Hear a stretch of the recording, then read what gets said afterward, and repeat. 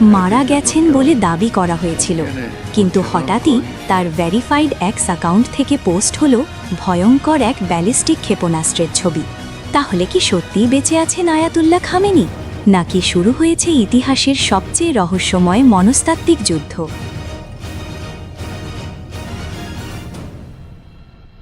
Iran যেন পারমাণবিক শক্তিধর দেশ না হতে পারে সেজন্য পরিকল্পিত হামলা করে বসে ট্রাম্প নেতানিয়াহু। আর হামলার পর তারা দাবি করে যে আয়াতুল্লাহ খামেনি মারা গেছেন। শুরুতে তাদের এই দাবি ইরান অস্বীকার করলেও পরে বিষয়টি স্বীকার করে 40 দিনের রাষ্ট্রীয় শোক ঘোষণা করে তারা। তবে তার মৃত্যুর বিষয়টি নিয়ে এখনও পুরোপুরি ধোঁয়াশা কাটেনি। এমনকি তিনি যেভাবে বিপ্লবী গার্ড বাহিনী IRGC-কে নির্দেশ দিতেন, ঠিক সেভাবে যুদ্ধে আমেরিকা ইসরায়েলকে তুলধনা করছে ইরান। আর তাতে জন্ম নিয়েছে সন্দেহের। এমনকি শোনা যাচ্ছে আমেরিকা ইসরায়েলের কাছে তাকে মৃত বলা হলেও তিনি ঠিকই জীবিত আছেন এবং রাশিয়ায় পালিয়ে আছেন।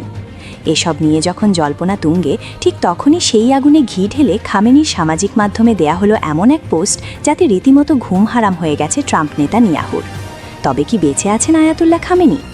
শুক্রবার ভোরে খামেনির ভেরিফাইড এক্স হ্যান্ডেলে পোস্ট করা হয়েছে একটি ব্যালিস্টিক ক্ষেপণাস্ত্রের ছবি। আর সাথে কোনো দীর্ঘ বক্তৃতা নয়, কোনো শোক বার্তা নয়, কেবল কয়েকটি হাড় হিম করা শব্দ। সেই ছবির নিচে ফার্সি ভাষায় লেখা ছিল, খোররাম সালের মুহূর্ত, এখন দিগন্তে। আরও যুক্ত ছিল, এটি ইরানি তরুণদের হাতে তৈরি, যা ইহুদিবাদী শাসনদের হৃৎপিণ্ড গুঁড়িয়ে দিতে সক্ষম।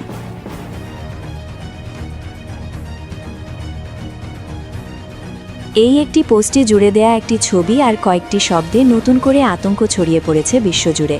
কেন এই খোরামসার 4কে নিয়ে এত আতঙ্ক ইহুদিদের? ইরানের সামরিক শক্তির অন্যতম গর্ব হল এই খোরামসার 4 ব্যালিস্টিক মিসাইল, যেটির পালা 1000 থেকে 2000 কিলোমিটার এবং এটি সরাসরি নিশানা করে শত্রুকে ধ্বংস করতে পারে। আর তাই পোস্টটি কেবল মজার ছলে বা প্রতীকী বার্তায় নয়, বরং তা পরিকল্পিত বলেই মনে করছেন অনেকেই। কারণ এই পোস্টে আসার মাত্র একদিন আগে ইসরায়েলের প্রধান বিমানবন্দর বেন গুরিয়ানে খোরামসার 4 মিসাইল দিয়ে হামলা চালিয়েছে ইরান, আর সেটি দাবি করছে ইসরায়েলও। এই ঘটনার পর থেকেই কার্যত দুশ্চিন্তায় পড়েছে ট্রাম্প নেতানিয়াহু। এই পরিস্থিতিতে সবচেয়ে বড় রহস্য হয়ে দাঁড়িয়েছে একটি প্রশ্ন: যদি খামেনি মারা গিয়ে থাকেন, তাহলে তার এক্স অ্যাকাউন্টটি কে চালাচ্ছে? কেউ কেউ মনে করছেন ইরানি বাহিনীর ভেতরের কোনো কট্টরপন্থী গোষ্ঠী তার এই অ্যাকাউন্টটি ব্যবহার করছে।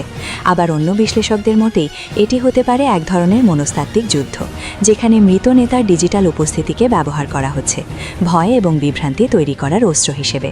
যদিও এসব বিষয় নিয়ে কোনো তথ্যই নিশ্চিত করেনি ইরান।